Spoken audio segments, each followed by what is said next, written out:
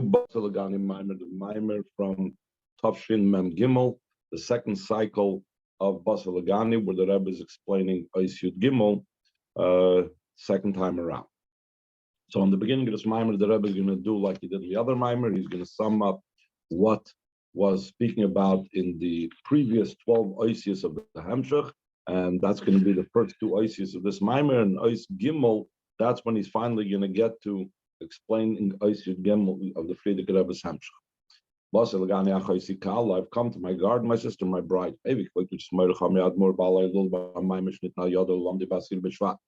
And the previous Rebbe brings in the Maimer that was given by him to be studied on the 10th of Shvat, as it was published the day or the 2 days before Yud Shvat, the day when he passed away.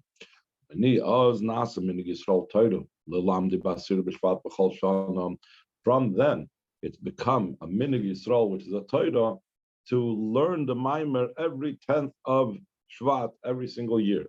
This is like, even when the Rebbe repeats what we learned in previous years, the Rebbe a lot of times adds a new nuance. So the Rebbe is like addressing this idea of learning Bathi Legani every single year as being a minig Yisrael Torah. It's a custom. It's already become a custom that we do it, and therefore it has the power of Torah.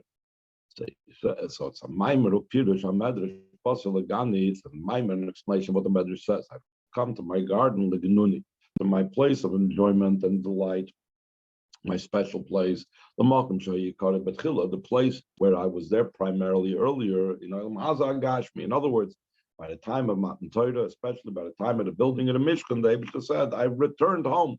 I've come back to my original place. The primary part of the Shekhinah, the primary place of the Shekhinah was down here below. The Shekhinah is referring to, the Tachtonim is referring to, what does Tachtonim mean? This physical world, that over there in the physical world, where was the Shekhinah was the beginning of, at the time of creation. Afterwards, the Rebbe again tries to avoid speaking negatively. So he says only through the well-known matter of Adam Rishon. He doesn't even call it an Aveda. He doesn't say what it is. The well-known matter. The Shekhinah left from the earth to the first firmament, the first heaven,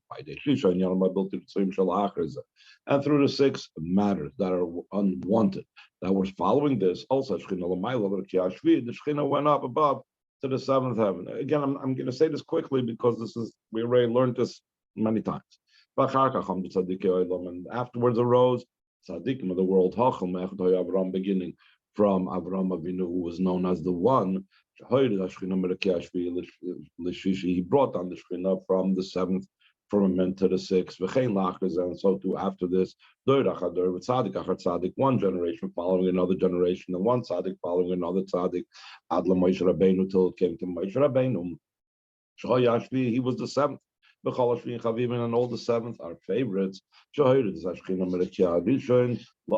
brought the Shekhinah down from the first firmament to the earth. That's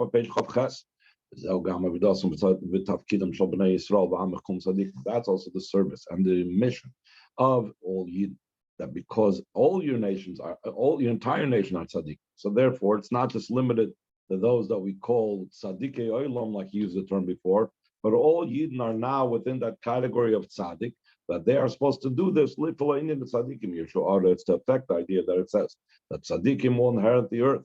Why will they inherit the earth? So the Maimer Friedrich explains it means they make dwell the everlasting one upon it. To draw down and to make rest down here below upon it in the earth, referring to the term Aleha that's going on the word Aretz earlier in the pasuk. In this low world that there's nothing lower than it, that should be a home for the Eibishter. And the manner in which the home is that the glory of the Kshabrichu is elevated and raised up in all the worlds. Like it's explained in the Maimer, it says in all the worlds. It's not just the location, but it also tells us the type of oil it is. The intention is on the level of the light that's in all the worlds equally. That's a high level in godliness. The light that encompasses all the worlds, that shines in all the worlds equally. In the drawing down of this light is called in the term histalkus, departing. Why does it say departing? If we're trying to talk about the oil being brought down, why does he use the word histalic? So the meaning of it over here is that the way that it's drawn down is in a way that it dwells and rests forever upon it. It doesn't mean that it's leaving the world, but rather it's being drawn down and it's becoming rested down here below. So why do we use the word histalic, which seems to indicate removal and above? Because it's at such a high level of revelation. It's encompassing the worlds. It's in a way that it's encompassing, but in a way it's exalted. This is a makif that affects all matters. So therefore, on the one hand, it's exalted and removed. It's a level of makif, but usually when it's something that's a makif, so then it's completely removed and has no connection with the world. But in this case, despite it being makif and removed, it does affect the world. It does come down into the world. Since the idea of Moshe Rabbeinu was to draw down the Shekhinah down here below in the earth, he was number 7, like we said. And number 7 was to draw down from the 7th heaven down into this physical earth. Amongst the different commands and mitzvahs that Moshe Rabbeinu was the one that gave the mitzvahs to the Yidden, there's also the core and primary tzivui and command. They should make from me a migdash, and I shall rest amongst them. And again, we know the famous Pirush, in them, in each and every one. But along with the fact that it's in each and every one, and it means also the spiritual resting of the Shekhinah within of us, he was also commanded on the literal idea of the Mishkan, and the manner in which we have the Shekhinah b'chol echad ve'echad. And how does this come about? What is the instrument through which the Shekhinah resides in each and every one? Top of page test, through the making and the building of the Mikdash and the Mishkan,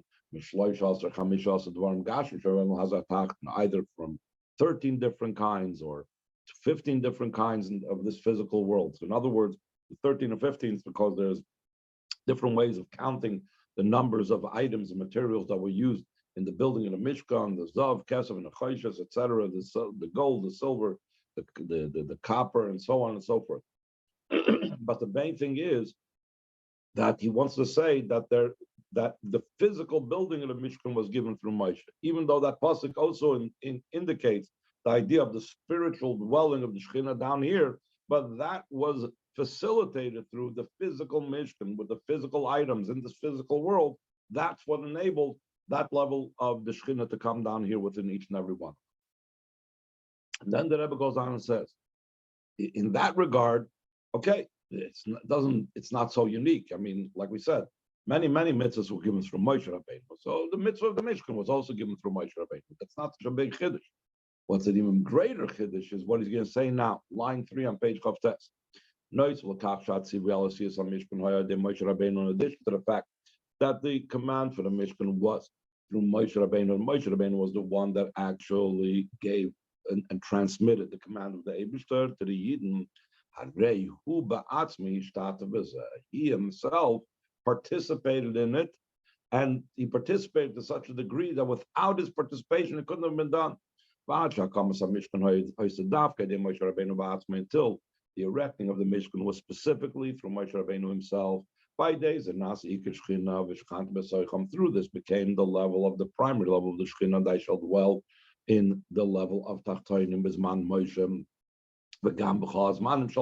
also in all the times following it, because it says that no one else could erect the Mishkan. The Kroshim were too heavy, no one else could put it up, and only Moshe Rabbeinu was the one that actually raised up and erected the Mishkan himself.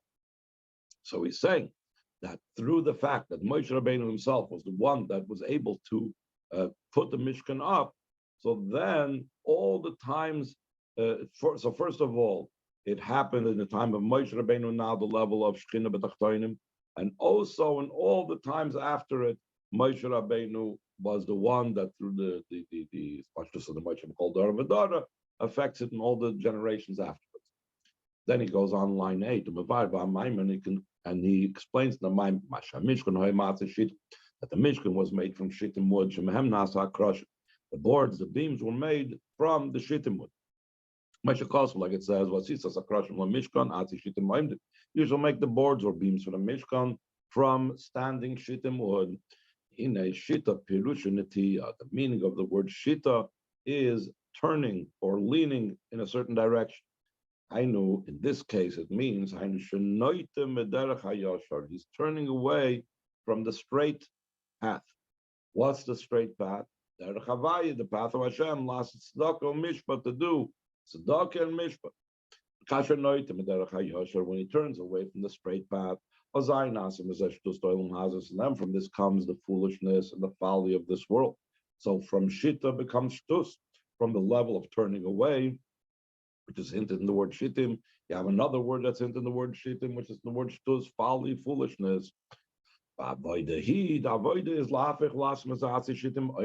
to transform it and to make it into shittim wood standing. Shittim wood, from them we make the boards and beams for the Mishkan, the Kedesh, sheker. The word Kedesh, which is a singular for Kroshim, is the same letters like the word sheker, falsehood. Through turning around the combinations of letters, from the falsehood becomes the combination of the word Kedesh, the Kroshim, from that becomes the Migdash, that in it Hashem resides. Beis, line 21, bottom of Chavtes. So the Yidden should be able to fulfill their mission and the avoid that was mentioned previously, and the ultimate perfection. But this comes down and becomes revealed, the treasure of above. What's the idea behind it, that we need to have a treasure to do this?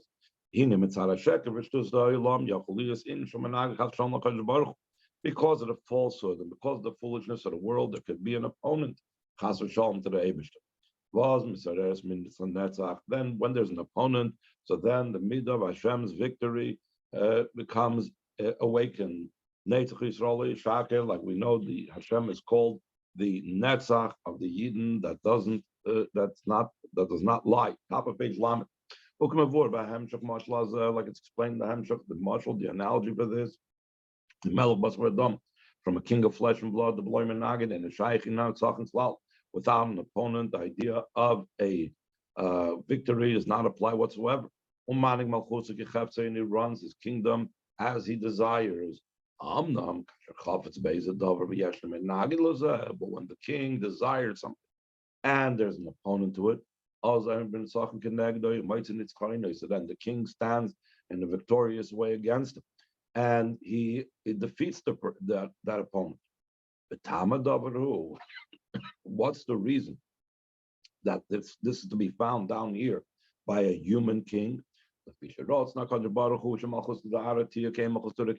Hashem's will and desire was that the kingdom down here below, that the governments, that the kingship down here below be similar and reflect to the kingship above. Since above, we know that when there's an opponent, like what we're talking about over here, an opponent to Kedusha, so then the Hashem's midah nitzachim becomes awakened. And how is that throw? I did when there was something that's so-called opposing to Hashem.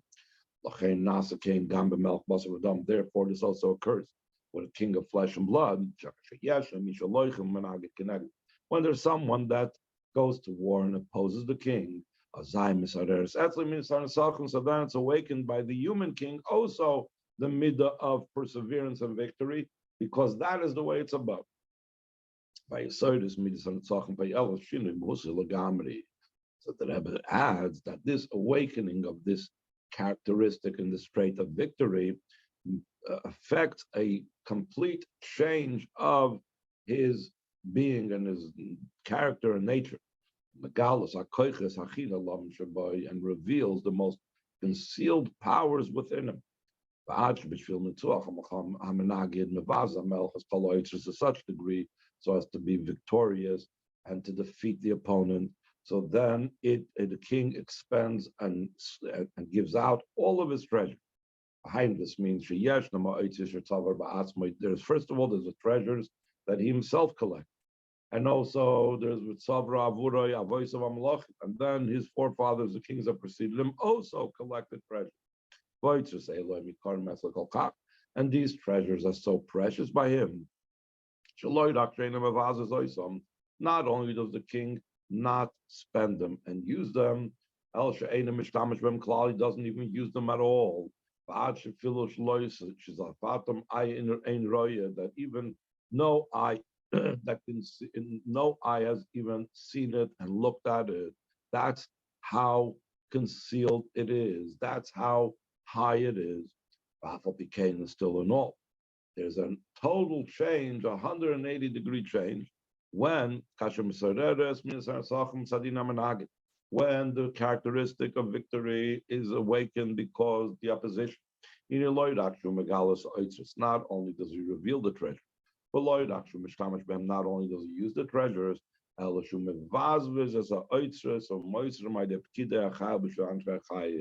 he expands the treasures and administers them through the through the officers for the sake of the soldiers. So that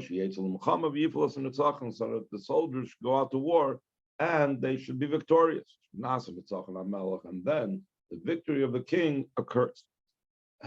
So that's all in the marshals. Now he says in the Nimshal in line 25, so too in the Nimshal by Hashem. They are the treasures of the Ein Sof, that they are the concealed from the concealed.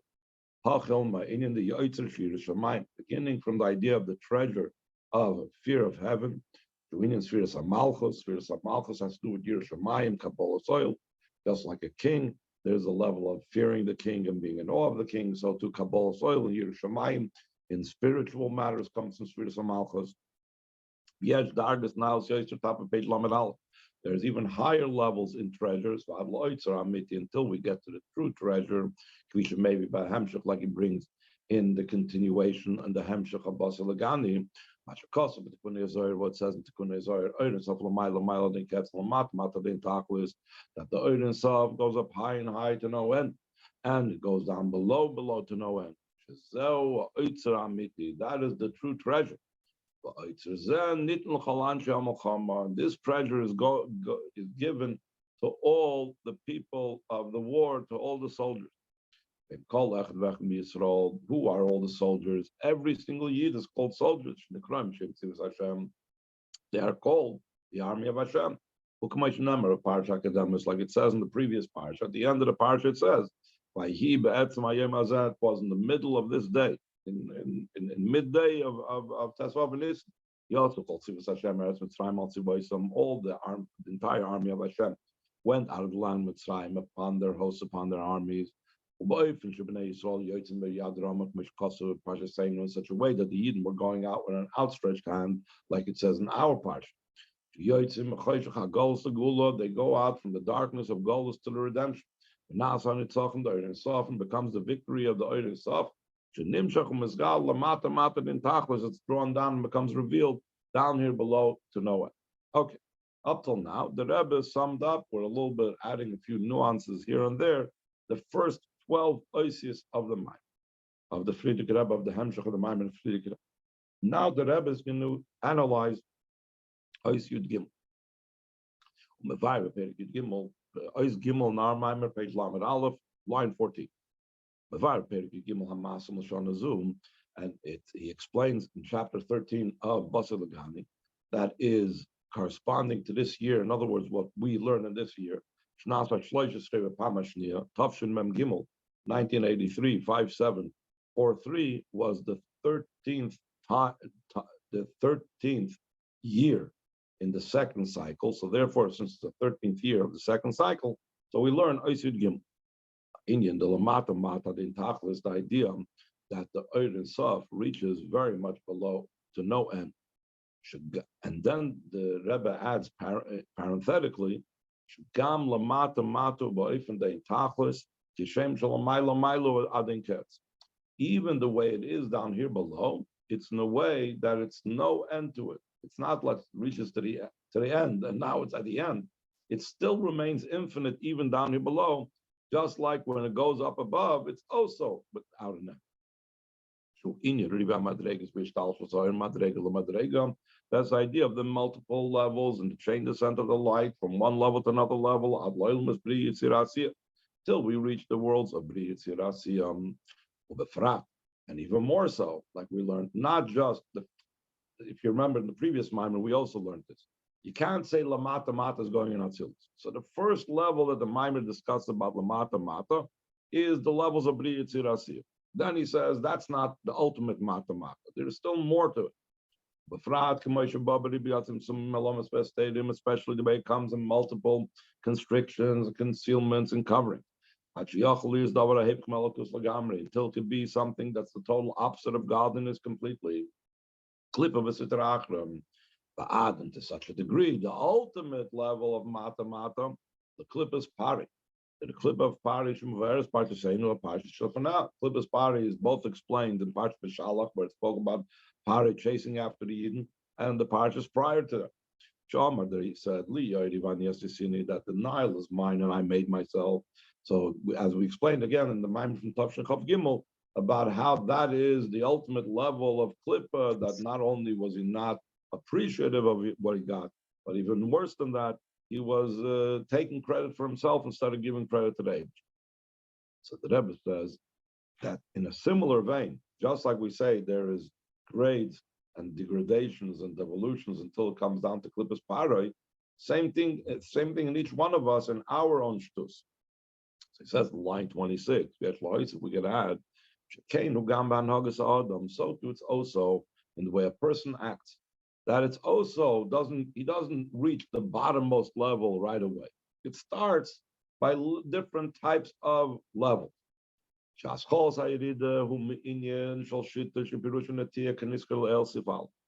beginning of the descent starts by just the idea of shita. Turns away a little bit. He goes a little bit off. Mathematically, they always like to say that if you have a tiny amount of a line diverging from another line, if you go further enough, they're going to be at a distance that's impossible, to even bring them together. Because from a small divergency, you can go off completely. Natiya, top of Beit Lamed Beit, even if it's an Atiya, even if it's a turning away, a divergency, that's only like a hairbreadth. From this, he descends even lower until the person becomes immersed and sunk into taivas. And here he's talking about taivas heter, permitted taivas. And then even lower than that, taivas, taivas are the opposite of permitted. In how he is immersed and involved in taivas that are the opposite of permitted, there's many, many levels. Initially, he's pursuing the taivas just because of his desire, because it's enjoyable. That's why there's no negative type of intentions that he's out to prove something, etc., etc. But until he eventually becomes rebellious, a rebellious person, and he's doing it just to make Kaviyach Hashem angry. Since also the entire world was placed in the heart of people. So therefore, what goes on in a human heart is also reflected in the big picture in the world picture, in how the worlds devolve. In addition to the world of Kedusha, there's also descent to the worlds of the opposite. And in this itself, there's many levels. Initially, and afterwards, there's a shalosh klippas. Again, the Rebbe is avoiding saying the negative. So instead of saying what we usually call it, just says the three klippas under klippas noiga. You know what I'm talking about. And in this itself, there's many levels. Until a klippa that to me belongs to me is the Nile, and I made myself. It's an idea of rebellion against the King of Kings, the Eibush. Any questions before we go on to Izdal?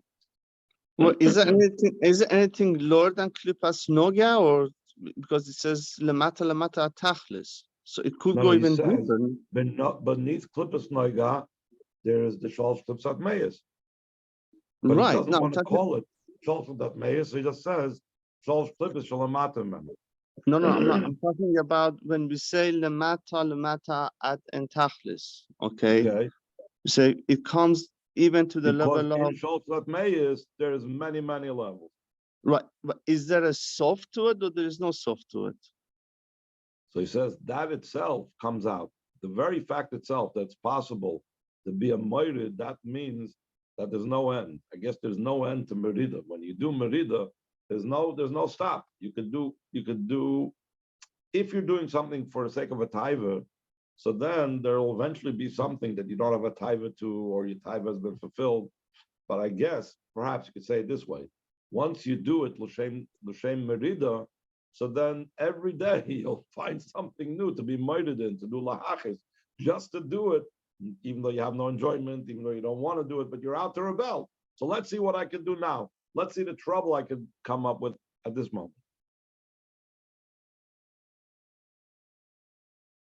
Okay, but Klippas Paro is the lowest one. That's what it comes out from what he's saying over here. Yes.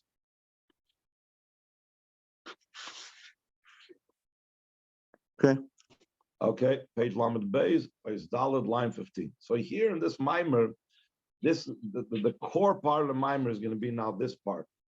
And he's going to address a very interesting question that is not a common question in Chassidus. There are certain questions in Chassidus that are common questions, like something that always repeats itself is, why did the neshama come down here below? Why did I descend Migram Lebiramik that had Avavayir, that had so many great things and so many wonderful things? Why did I have to come down here into this world? So that's a standard question. But then there's questions that not all Mamorim and not many Mamorim talk about. Here's a very interesting question that the Rebbe posed. We're talking about how low klippas are. He says, why talk about levels in klippa b'chlal? Especially from the Rebbe's perspective, that everything we have to speak in the good side and the positive. So the Rebbe is saying, why talk about klippas? Who cares about klippas? So let's make a dent in his dalit. But in this matter, we need to understand what's